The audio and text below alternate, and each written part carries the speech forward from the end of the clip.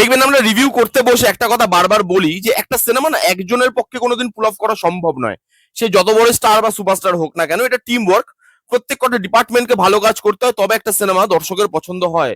কিন্তু আজকে ইমরান হাশমি সেই জিনিসটা মিথ্যে প্রমাণ করে দিল আর বলল হ্যাঁ পুল অফ করা হয়তো যায় না, কিন্তু অ্যাটলিস্ট চেষ্টাটা অন্তত করা যায়। এই জন্যই হয়তো বলে আখ্যা বলিউড এক তরফ আর ইমরান ভাই এক তরফ।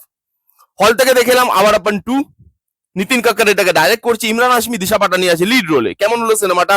আবার আপন 1 এবং তার ম্যাসিভ হিট, মানে বক্স অফিসে সেটা সাকসেসফুল নয়, কিন্তু পরবর্তীকালে সেটাকে কাল্ট ক্লাসিক আখ্যা দেওয়া হয় এবং তারপরে অডিয়েন্সের জন্য বানানো হয় আবার আপন 2। তো এই সিনেমাটা কি হলে ওয়ার্ক করে না করে না সেটা নিয়ে কথা বলবো এই ভিডিওতে। তার আগের গল্পটা বলি। আপনারা সবাই জানেন শিবম বলে ক্যারেক্টারটা, ইমরান হাশমির ক্যারেক্টারটা, তার লাইফে আর কিছু নেই। সে মারা গেছে, বাট মারা গিয়েও মারা যায়নি, সে আবার বেঁচে উঠেছে এবং তার লাইফে এখন কিচ্ছু নেই। কিন্তু সে তবুও ভাবে সে যেহেতু এখনো নিঃশ্বাস নিচ্ছে, বেঁচে আছে, নিশ্চয়ই কোনো একটা উদ্দেশ্য আছে। ভগবান তাকে বাঁচিয়ে রেখেছে কোনো একটা উদ্দেশ্যের জন্য। তার লাইফে নতুন একটা উদ্দেশ্য আসছে যেটা তাকে আবার বাঁচার প্রেরণা দিচ্ছে। কিন্তু কিছু ভিলেন আছে, কিছু গুন্ডা আছে, তারা আবার ওই যে বাঁচার কারণটা সেটাকে তার কাছ থেকে কেড়ে নিতে চাইছে। সে কি কেড়ে নিতে দেবে? সে কি আবার হেরে যাবে? এই নিয়েই এই গোটা সিনেমাটা। এবার এই সিনেমাটা দেখার দুটো দিক আছে, ঠিক আছে? এক, যদি আপনি ইমরান হাশমির ফ্যান হন, কোর ইমরান হাশমি ফ্যান, শুধু ইমরান হাশমির পারফরমেন্স এনজয় করতে চাইছেন, তাহলে যান গিয়ে এই সিনেমাটা হলে দেখুন। এবং দ্বিতীয়ত, খালি আমি আবার আপন 1 দেখেছিলাম, পার্ট 2 আমার চাই, সেটা দরকার থাকুক আর না থাকুক। আমি খালি হলে যাব, চিৎকার করব, আননেসেসারি হাততালি দেব, তাহলে যান। কেন এই কথাটা বলছি পুরো রিভিউটা শুনুন, তাহলে আপনি বুঝতে পারবেন। এখানে ইমরান হাশমির পারফরমেন্স ট্রিমেন্ডাস। একা একটা মানুষ না লড়ে গেছে এই সিনেমাটার মধ্যে, এবং দেখে সত্যি খারাপ লাগছিল যে সে যে খাটনিটা করছে তার ফল হয়তো এই সিনেমাটা তাকে দিচ্ছে না। সে প্রচুর খেটেছে ফিজিক্যাল ট্রান্সফরমেশনের দিক থেকে। সে প্রত্যেকটা সিনে, প্রত্যেকটা মোমেন্টে যেরকম অ্যাক্টিং করেছে, সেটা ড্রামাটিক হতে পারে, সেটা গান হতে পারে, সেটা রোমান্টিক হতে পারে, সেটা ইমোশনাল মোমেন্ট হতে পারে, অ্যাকশন সিকোয়েন্সেস হতে পারে।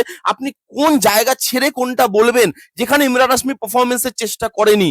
তার চোখ, তার মাথার চুল থেকে পায়ের নোক অব্দি পারফরমেন্স দিচ্ছিল আবার আপন 2 তে। এত সুন্দর পারফরমেন্স দিয়েছে এবং এত সাটল পারফরমেন্স, আপনার দেখে মনে হয় শিবমের ক্যারেক্টারটা এই মানুষটাই প্লে করতে পারে। Outstanding performance, just outstanding. এবং তার সঙ্গে আরেকজনের কথা না বললে নয়, এখানে যে ভিলেন হয়েছে, মেন ভিলেন আর কি, জোরাওয়ার, তার পারফরমেন্সও ভালো। তার ভেতরে যে একটা সাইকটিক নেচার আছে, সেই নেচারটাকে যেভাবে প্লে করেছে, ইটস ভেরি ডিফিকাল্ট, বাট সে সিনেমার মধ্যে সেটাকে ভালোভাবে পোর্ট্রে করতে পেরেছে। তাকে ভিলেনের জায়গায় একটু হলেও আপনার স্ট্রং লাগবে।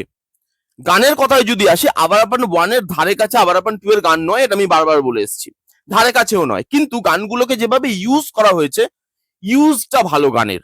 যে মোমেন্টে গানগুলো আসছে, গানগুলো একটু হলেও ডেপথ এই সিনেমাটার মধ্যে দিতে পারছে। এবং কিছু অ্যাকশন সিকোয়েন্স আছে, যে অ্যাকশন সিকোয়েন্স গুলো ভালোভাবে ডিজাইন করা। একটা চেজিং সিন আছে, ওই চেজিং অ্যাকশন সিকোয়েন্সটা ভালো। লাস্টে কন্টেনারের ভেতরে একটা অ্যাকশন সিকোয়েন্স আছে, ক্লাইম্যাক্সের অ্যাকশন যেটাকে মানে বলি আমরা, সেই অ্যাকশন সিকোয়েন্সটাকে খুব ভালোভাবে ডিজাইন করা।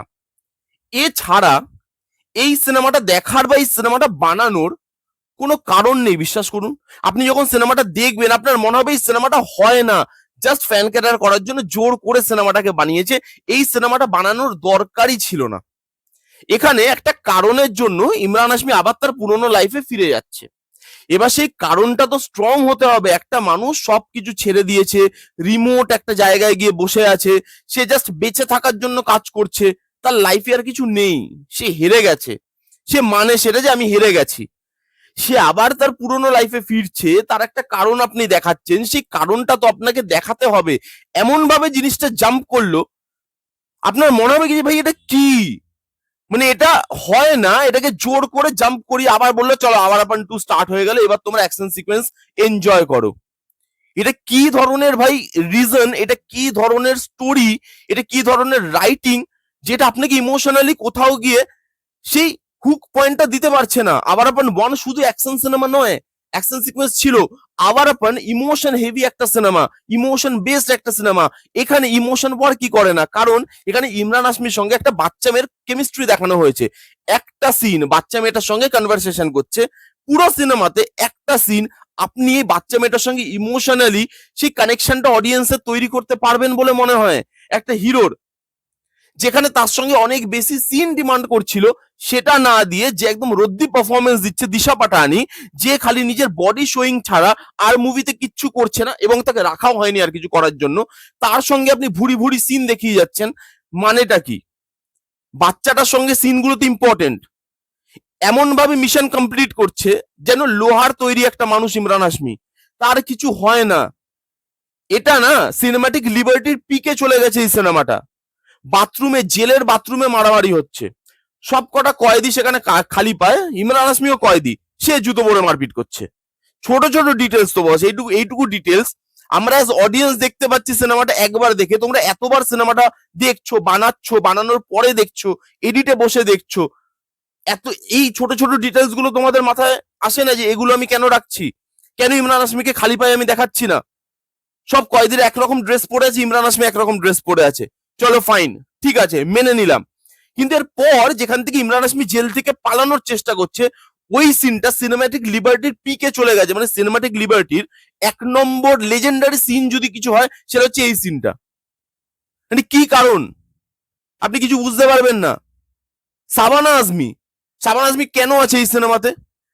আপনি যদি এত ভালো অ্যাক্ট্রেসকে নিয়ে তাকে দিয়ে কাজই না করান, তার কোনো সিনই না রাখেন, তাহলে আপনি এত বড় অ্যাক্ট্রেসকে কাস্ট কেন করছেন?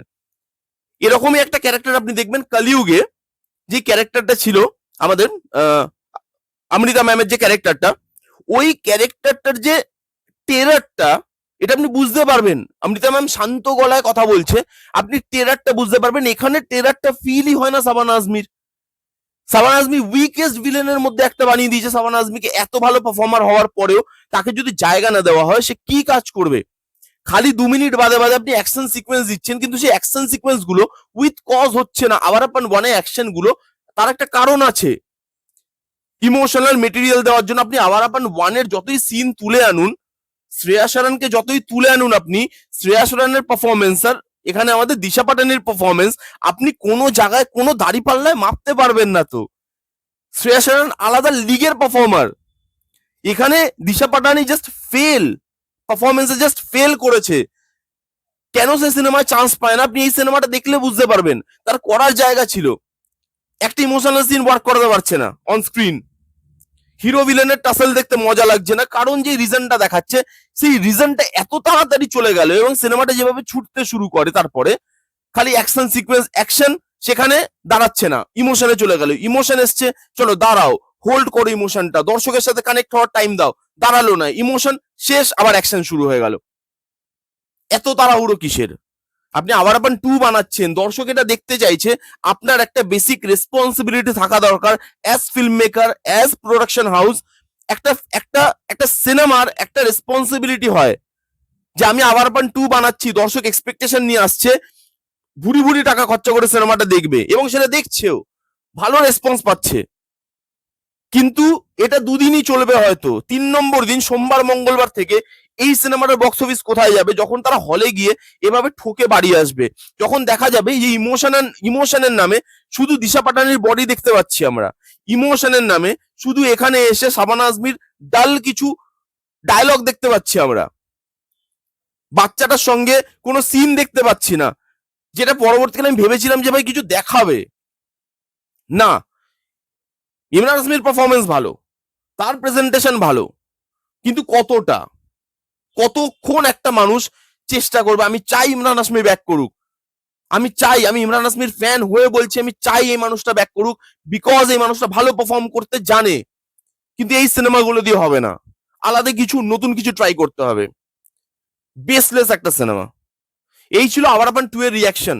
ওই যে বললাম, যদি শুধু ওই আওয়ার আপন 1 আমি দেখেছি, আমি কাল্ট ক্লাসিক হয়ে গেছে, 2টা জাস্ট আমি দেখতে যাব, সবার সঙ্গে হাততালি দেব, যান। ইমরান হাশমির পারফরমেন্স এনজয় করতে চাইছেন, যান। সিনেমা দেখবো, একটা ভালো সিনেমা দেখবো, সেটা আশা করে যাবেন না। এটাই ছিল আওয়ার আপন 2 এর রিয়াকশন আমার। কারা কারা দেখেছেন সিনেমাটা, আপনাদের কিরকম লেগেছে কমেন্ট করে জানান, যারা যারা এখনো পর্যন্ত দেখেননি আপনাদের ব্যাপার। এই ছিল রিভিউ। কেমন লাগলো রিভিউটা জানাতে ভুলবেন না। ভালো লাগলে please give it a Thums up, like করবেন, কমেন্ট করবেন, শেয়ার করবেন, চ্যানেলটাকে মাস্ট সাবস্ক্রাইব করবেন। দেখা হচ্ছে নেক্সট কোনো ভিডিওতে। ততক্ষণ bye bye, take care and be safe.